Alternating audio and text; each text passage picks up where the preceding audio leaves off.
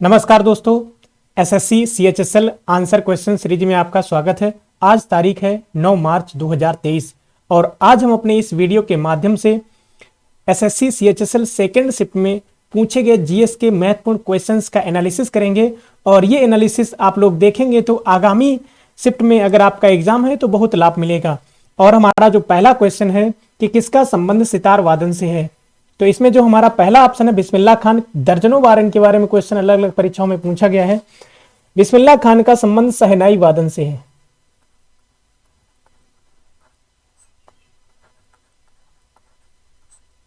दूसरा ऑप्शन है हमारा अमजद अली खान, इनका संबंध सरोद वादन से है।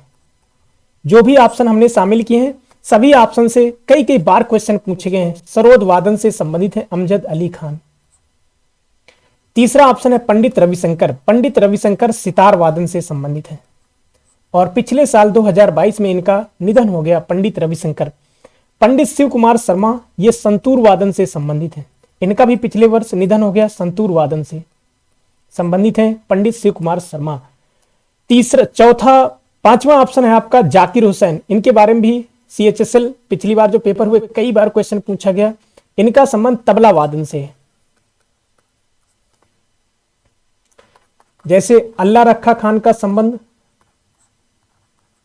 तबला वादन से है, इनका संबंध तबला वादन से है। हरिप्रसाद चौरसिया का संबंध बांसुरी वादन से है। तो ये कुछ अन्य नाम हैं, इनको भी याद रख सकते हैं। तो आपका जो क्वेश्चन है कि सितार वादन से कौन संबंधित है, तो पंडित रविशंकर सितार वादन से संबंधित है। अगला क्वेश्चन है हमारा ऑस्ट्रेलियन ओपन 2023 पुरुष एकल का खिताब किसने जीता। तो पिछली शिफ्ट में भी जो आपकी पहली शिफ्ट में क्वेश्चन है जीएस के, उसमें भी ये जो 4 ग्रैंड स्लैम होते हैं वर्ष में, उनमें से एक ग्रैंड स्लैम से क्वेश्चन पूछा जा चुका है और ये दूसरा क्वेश्चन इसी ग्रैंड स्लैम से पूछा गया दूसरी शिफ्ट में। तो ऑस्ट्रेलियन ओपन 2023 ये वर्ष का पहला ग्रैंड स्लैम होता है ऑस्ट्रेलियन ओपन, और इसमें पुरुष एकल का खिताब किसने जीता ये हमें समझना है। ऑस्ट्रेलियन ओपन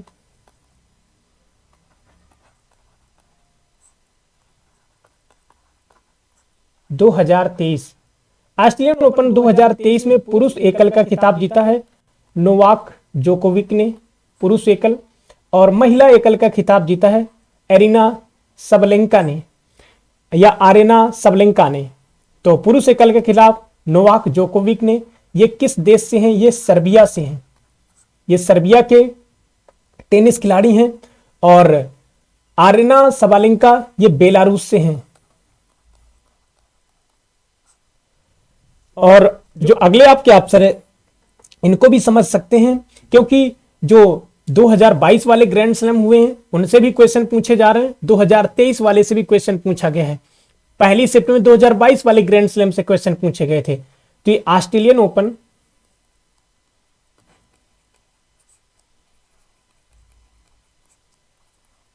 2022 में पुरुष एकल का खिताब राफेल नडाल ने जीता और महिला एकल का खिताब एशले बार्टी ने जीता।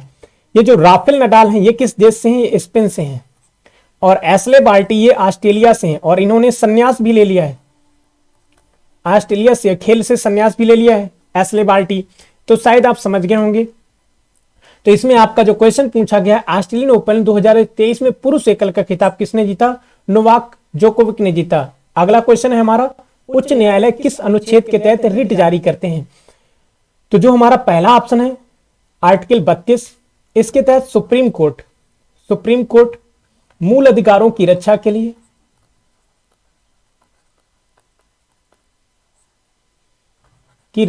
रिटें जारी करते हैं। 5 प्रकार की रिटें जारी करता है सुप्रीम कोर्ट मूल अधिकारों की रक्षा के लिए, क्योंकि सुप्रीम कोर्ट को और हाई कोर्ट को अर्थात न्यायपालिका को नागरिकों के मूल अधिकारों का रक्षक बताया गया है संविधान के द्वारा।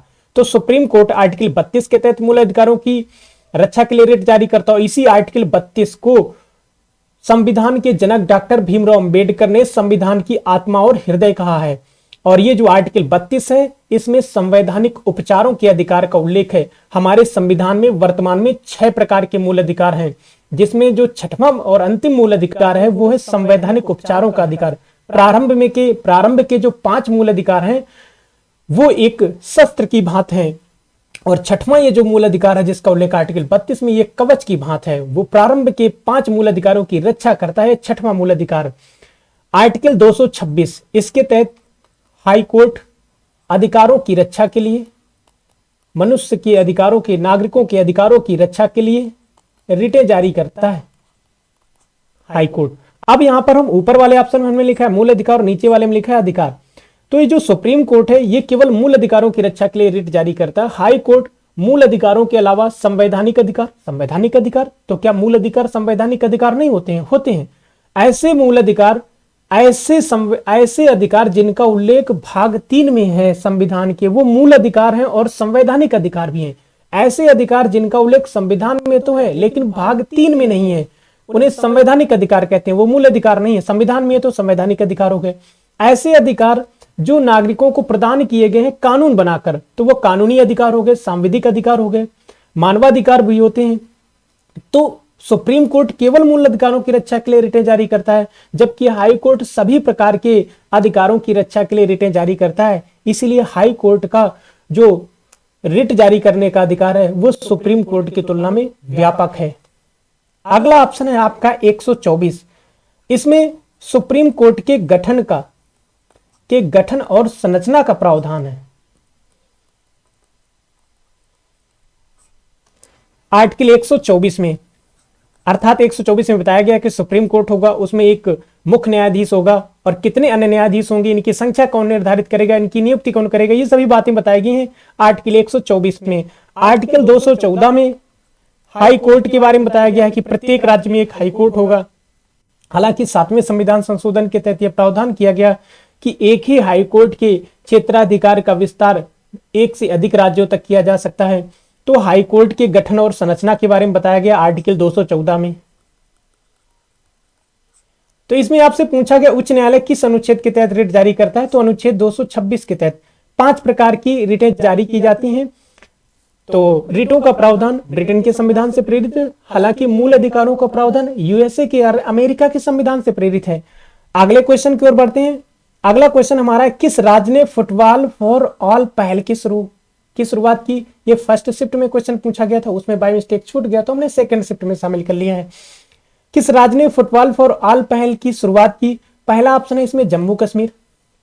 तो जम्मू कश्मीर की हम चर्चा यहां पर क्यों करना चाहते हैं? क्योंकि पहली शिफ्ट में आपसे यह पूछा गया था कि 5वें खेलो इंडिया यूथ गेम का आयोजन मध्य प्रदेश के कितने शहरों में हुआ? 8 शहरों में। तो खेलो इंडिया यूथ गेम के बारे में पूछा गया है, तो खेलो इंडिया विंटर गेम के बारे में भी पूछा जा सकता है।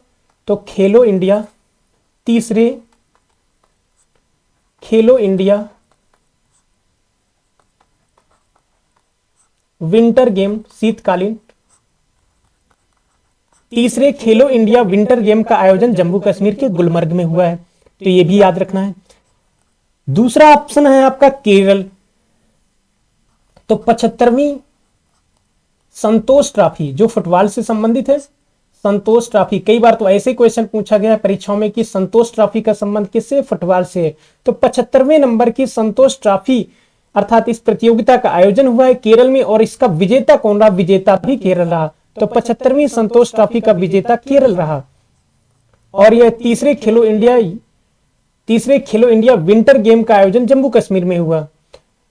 तीसरा ऑप्शन है आपका उड़ीसा। फुटबॉल फॉर ऑल पहल की शुरुआत, फुटबॉल फॉर ऑल पहल की शुरुआत उड़ीसा में की गई है, और इस पहल को शुरू किया, इस पहल को लॉन्च किया था उड़ीसा के मुख्यमंत्री नवीन पटनायक ने। वर्तमान में भी ये उड़ीसा के मुख्यमंत्री हैं नवीन पटनायक। इन्होंने फुटबॉल फॉर ऑल पहल लॉन्च किया, किसके लिए? स्कूली बच्चों के लिए, ताकि स्कूली बच्चों में भी फुटबॉल के प्रति एक रुचि जागृत हो, स्कूली बच्चों के लिए। अगला ऑप्शन है कर्नाटक। तो इसको हमने क्यों शामिल किया? क्योंकि कर्नाटक की राजधानी है बंगलुरु, और बंगलुरु फुटबॉल क्लब ने, ये फुटबॉल की टीम है, बंगलुरु फुटबॉल क्लब ने जीता है 171वीं डूरंड कप को। यह भी फुटबॉल से संबंधित है। डूरंड कप, 171वें डूरंड कप का विजेता कौन रहा? Bengaluru football club. 171वीं डूरंड कप का विजेता बंगलुरु फुटबॉल क्लब रहा। आपसे जो क्वेश्चन पूछा गया है, फुटबॉल फॉर ऑल पहल की शुरुआत किस राज्य ने की? उड़ीसा ने। ये करंट अफेयर का क्वेश्चन था। अब हम अगले क्वेश्चन की ओर बढ़ते हैं। अगला क्वेश्चन है, ये पिछली शिफ्ट का, पहली शिफ्ट का क्वेश्चन है, इसमें हमने शामिल किया, वहां छूट गया था। खेड़ा सत्याग्रह कब शुरू हुआ?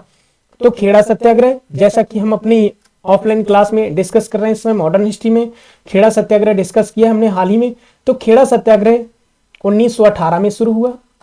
खेड़ा सत्याग्रह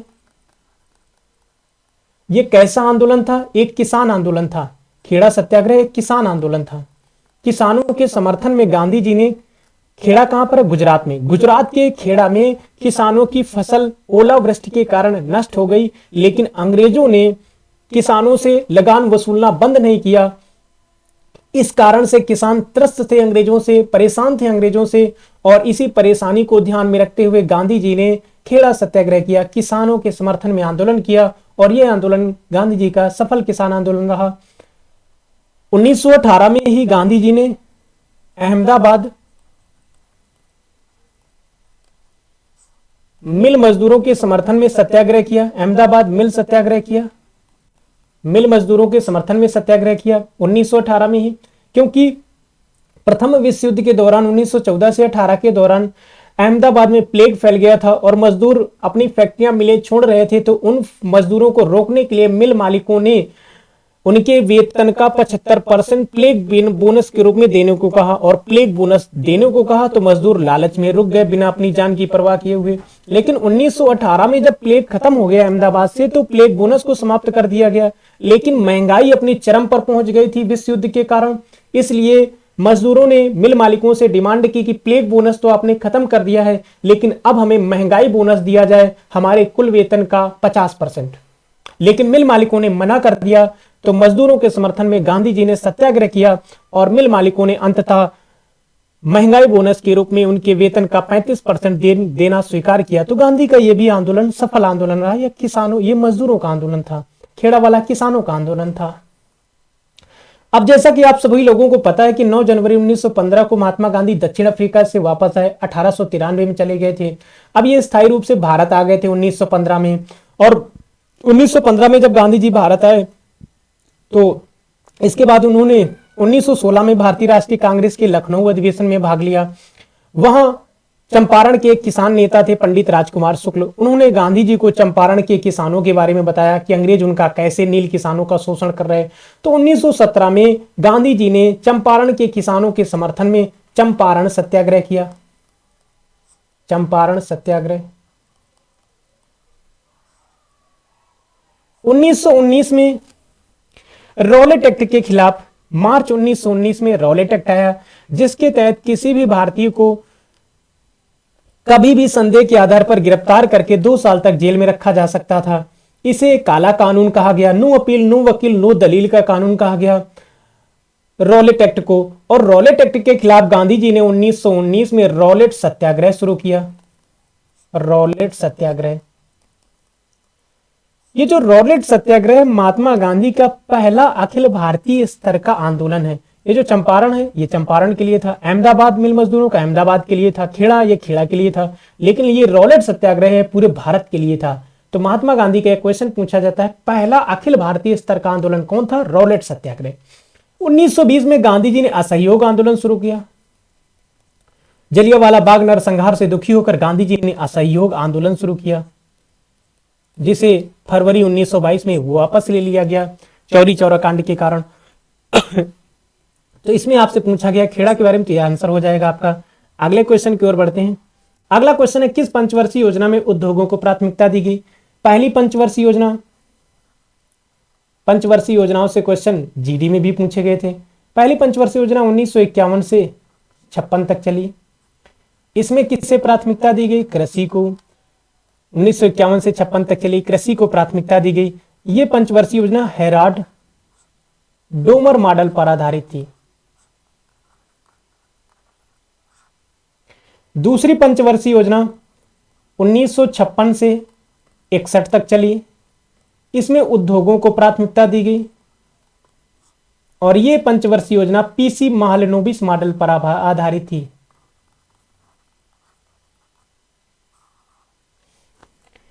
तीसरी पंचवर्षीय योजना 1961 से 66 तक चली और इस पंचवर्षीय योजना में कृषि और उद्योग दोनों बिंदुओं पर ध्यान दिया गया और इस पंचवर्षीय योजना में पहली बार आत्मनिर्भरता अर्थव्यवस्था को आत्मनिर्भर बनाना, अर्थव्यवस्था को आत्मनिर्भर बनाने पर जोर दिया गया तीसरी पंचवर्षीय योजना में। और तीसरी पंचवर्षीय योजना के दौरान ही ये 12 पंचवर्षीय योजनाओं में से सबसे असफल पंचवर्षीय योजना तीसरी पंचवर्षीय योजना रही, क्योंकि 1962 में चाइना ने अटैक कर दिया, 1965 में पाकिस्तान से युद्ध हुआ, 1965-66 में सीवियर सूखा पड़ा, मतलब अकाल की स्थिति आ गई। इसलिए लगभग जितनी पंचवर्षीय योजना उनमें सबसे ज्यादा असफल पंचवर्षीय योजना रही तीसरी पंचवर्षीय योजना। भारत सरकार के पास संसाधन नहीं बचे, जिसके कारण 1966 से 69 तक कोई पंचवर्षीय योजना नहीं चलाई गई। योजना अवकाश आ गया, ये भी पूछा जा सकता है, पूछा गया है, ये योजना अवकाश आ गया। चौथी पंचवर्षीय योजना 1969 से 74 तक। इसका उद्देश्य रहा स्थिरता के साथ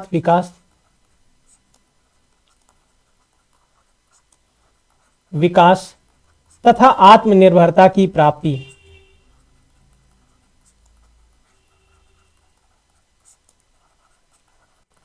आपका जो यूपी पेट 2022 का एग्जाम हुआ उसमें एक शिफ्ट में पूछा गया था कि स्थिरता के साथ विकास तथा आत्मनिर्भरता की प्राप्ति किस पंचवर्षीय योजना का लक्ष्य था, तो चौथी। तो आपसे जो क्वेश्चन पूछा गया उसका आंसर दूसरी हो जाएगा, दूसरी अर्थात दूसरा ऑप्शन। अगला क्वेश्चन है बिहार केसरी के नाम से किसे जाना जाता है, तो बिहार केसरी के नाम से कृष्ण सिंह को जाना जाता है। ये बिहार केसरी हैं, बिहार के पहले सीएम थे, ये पहले मुख्यमंत्री, बिहार के पहले मुख्यमंत्री रहे।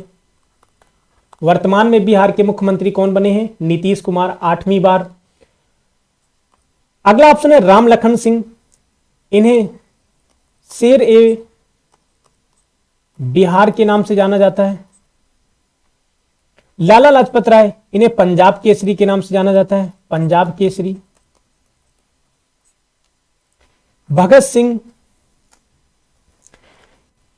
इन्हें गुरुदेव रविन्द्रनाथ टैगोर ने देश नायक की उपाधि से सम्मानित किया। भगत सिंह देश नायक की उपाधि से गुरुदेव रविन्द्रनाथ टैगोर ने सुभाष चंद्र बोस को सम्मानित किया था। भगत सिंह को शहीद आजम के उपाधि से नवाजा गया, शहीद आजम भगत सिंह, शहीद आजम भगत सिंह। तो ये याद रखना है और इसमें जो आपका क्वेश्चन है उसका आंसर हो जाएगा कृष्ण सिंह। अगले क्वेश्चन की ओर बढ़ते हैं।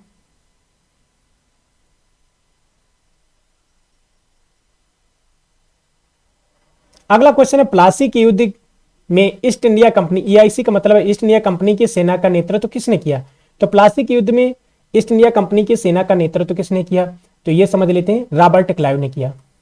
तो प्लासी का युद्ध कब हुआ, प्लासी का युद्ध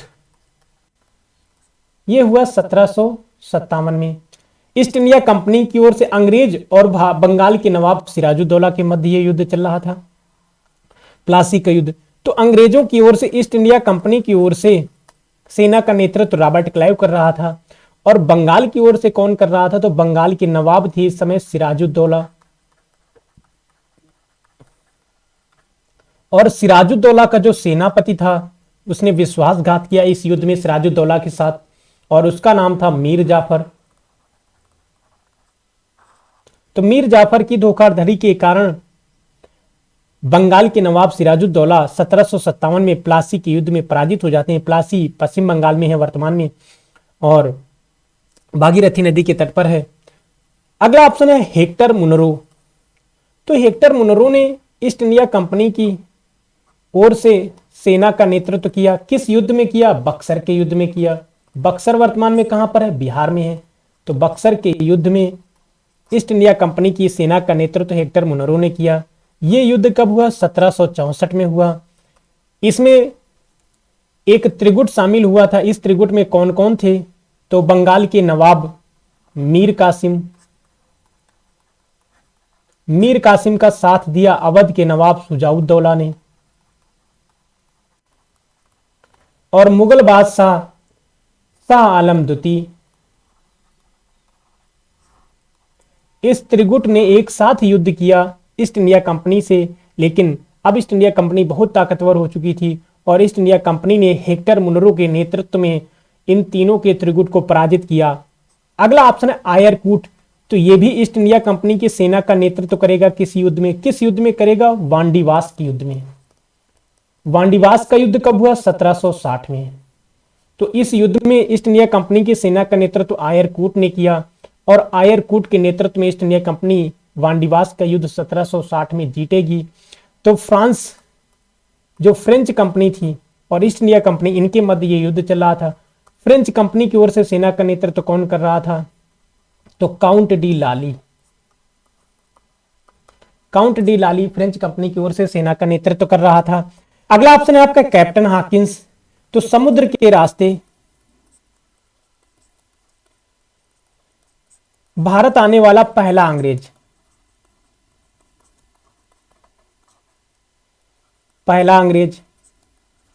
ये कब आया भारत में? तो ये 1608 ईस्वी में आया और इस समय मुगल दरबार में, ये मुगल दरबार में भी गया। तो मुगल बादशाह कौन थे इस समय? तो जहांगीर थे। जहांगीर के दरबार में गया ये। और ये किस जहाज से भारत आया था? तो हेक्टर नामक जहाज का एक कैप्टन था, इसलिए इसे कैप्टन हॉकिंस कहा गया। तो आपसे जो क्वेश्चन पूछा गया है कि प्लासी के युद्ध में ईस्ट इंडिया कंपनी की सेना का नेतृत्व किसने किया? रॉबर्ट क्लाइव ने किया। यही बंगाल का पहला गवर्नर भी बनेगा। अगले क्वेश्चन की ओर बढ़ते हैं। अगला क्वेश्चन है कि पानीपत का तीसरा युद्ध अहमद शाह अब्दाली और किसके मध्य हुआ? तो इसमें जो हमारा पहला ऑप्शन है बाबर। तो बाबर और पानीपत, इसका क्या रिलेशन है? तो पानीपत का प्रथम युद्ध ये कब हुआ? 1526 में।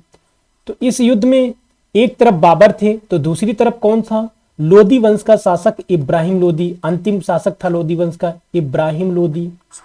और इसमें बाबर की विजय हो जाती है और इब्राहिम लोदी पराजित हो जाता है। अब अकबर का संबंध पानीपत के किस युद्ध से है? पानीपत का जो दूसरा युद्ध है ये कब हुआ? 1556 ईस्वी में हुआ। और इसमें एक तरफ अकबर की ओर से सेना का नेतृत्व कौन कर रहा था? तो बैरम खान। ये अकबर का संरक्षक था, बैरम खान। और दूसरी ओर कौन था जो अकबर के खिलाफ युद्ध लड़ रहा था? उसका नाम था हेमचंद्र विक्रमादित्य। दिल्ली में शासन करने वाला अंतिम हिंदू शासक हेमचंद्र विक्रम, मध्यकाल की बात हो रही, ठीक है। हेमचंद्र विक्रमादित्य उर्फ हेमू। और तीसरा ऑप्शन है मराठा। तो इनका संबंध किस पानीपत के युद्ध से है? तो इसमें अकबर की विजय हो जाती है, हेमू पराजित होते हैं। पानीपत का तीसरा युद्ध, सॉरी इसमें हमने 1526 लिख गया, 1556 होगा, इसे सही कर लेते हैं, बाई मिस्टेक हो गया, इसे 1556 में हुआ। पहला युद्ध 1526 में, दूसरा 1556 में, और तीसरा युद्ध 1761 ईस्वी में हुआ। इसमें एक तरफ मराठे थे और दूसरी तरफ अफगानिस्तान, जैसा कि क्वेश्चन में लिखा है अफगानिस्तान का शासक अहमद शाह अब्दाली। एक तरफ अब्दाली था और एक तरफ मराठे थे। अब्दाली कहां का था? अफगानिस्तान का शासक था। मराठों की ओर से सेना का नेतृत्व किसने किया? सदाशिवराव भाऊ, इनके नेतृत्व में मराठा सेना गई। और कौन थे इनके साथ? दूसरे सेनापति कौन थे? विश्वासराव। तो मराठों ने अपनी सेना सदाशिवराव और विश्वासराव के नेतृत्व में भेजी पानीपत के मैदान में। और अगला ऑप्शन है राणा सांगा। राणा सांगा के साथ कौन सा युद्ध हुआ? खानवा का युद्ध हुआ। यह कब हुआ? 1527 में हुआ, खानवा या कन्हा का युद्ध। तो इसमें एक तरफ राणा सांगा, दूसरी तरफ बाबर, और इस युद्ध में बाबर की विजय होती है, राणा सांगा पराजित होते हैं। तो आपसे पूछा गया पानीपत का तीसरा युद्ध अहमद शाह अब्दाली और किसके मध्य हुआ? मराठों के मध्य हुआ। मराठों की सेना का नेतृत्व किसने किया? सदाशिवराव भाऊ और विश्वासराव ने। तो इनका नाम याद रखना है।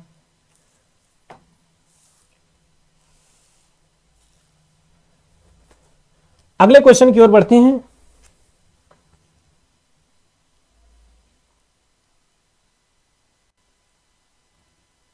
अगला क्वेश्चन है, रजिया सुल्तान ने कब तक शासन किया? तो पहला ऑप्शन है आपका 1206। तो 1206 ईस्वी में गुलाम वंश के पहले शासक या ममलूक वंश, आधुनिक इतिहासकार गुलाम वंश के स्थान पर ममलूक वंश कहना ज्यादा उचित समझते हैं और अच्छा भी है। तो गुलाम वंश या ममलूक वंश के संस्थापक कौन थे भारत में? तो कुतुबुद्दीन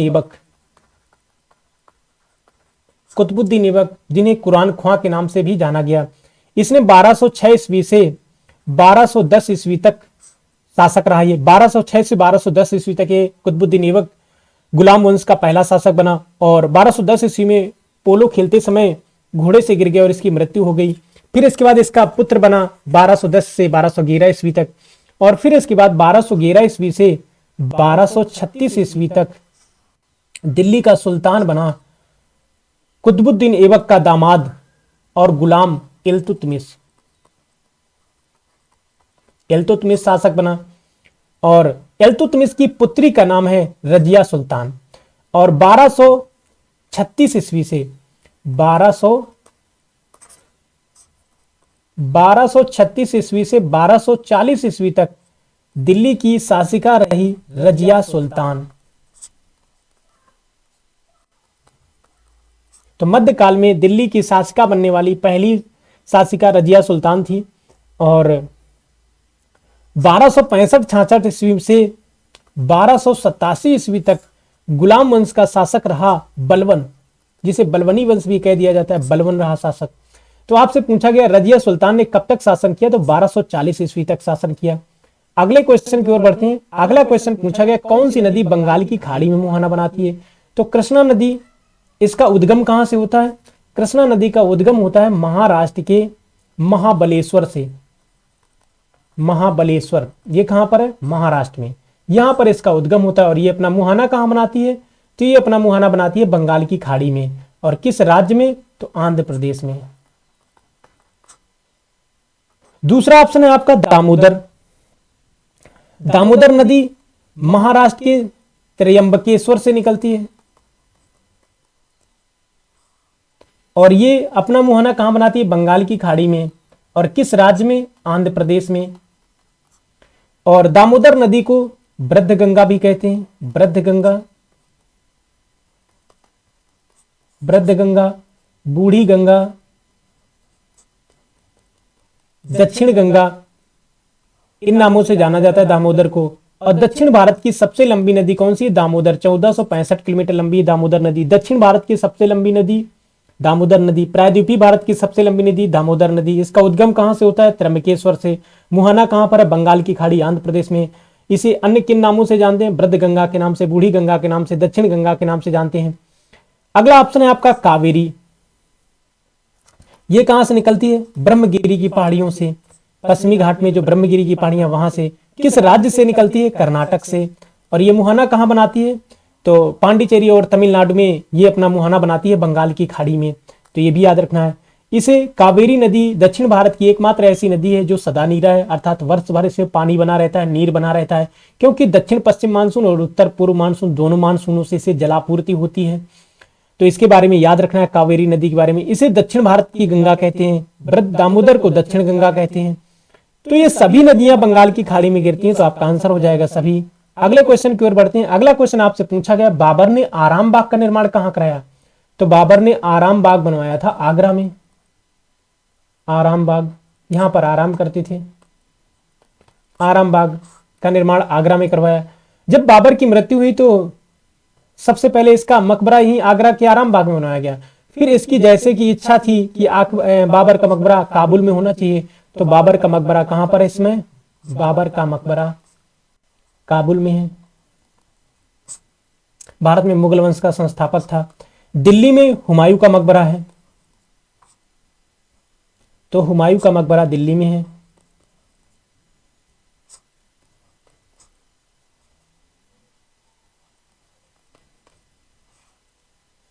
अगला ऑप्शन है सिकंदरा। सिकंदरा ये आगरा के पास है। यहां पर अकबर का मकबरा है।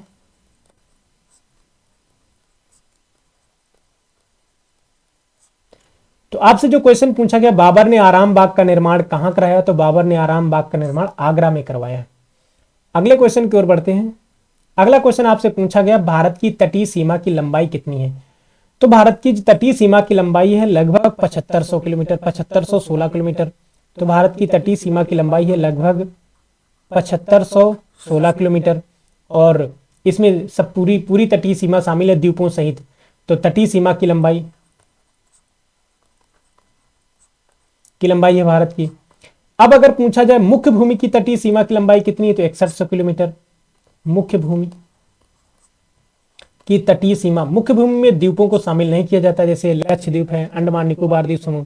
मुख्य भूमि की तटीय सीमा की लंबाई 6100 किलोमीटर है लगभग, और सभी पूरी तटीय सीमा की लंबाई जिसमें द्वीप भी शामिल है 7516.6 किलोमीटर है। 4096 किलोमीटर ये भारत एवं बांग्लादेश की सीमा रेखा की लंबाई है। भारत की सबसे लंबी स्थलीय सीमा की लंबाई बांग्लादेश के साथ है। इसकी लंबाई 4096 किलोमीटर है लगभग।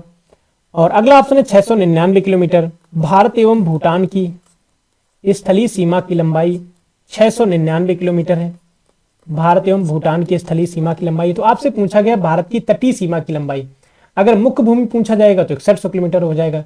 केवल इतना पूछा गया है तटीय सीमा की लंबाई, तो 7516 किलोमीटर। अब आपके ऑप्शन पर डिपेंड करेगा, पेपर में रियल में क्या ऑप्शन थे, ये तो हम ऑप्शन अपने आधार पर रखते हैं ताकि आपको कुछ एक्स्ट्रा फैक्ट दिए जा सके। तो अगले क्वेश्चन की ओर बढ़ते हैं। तो अगला क्वेश्चन है ही नहीं, हमारे सेकंड शिफ्ट के जो भी क्वेश्चन हमें मिले थे वो हमने सभी डिस्कस कर लिए।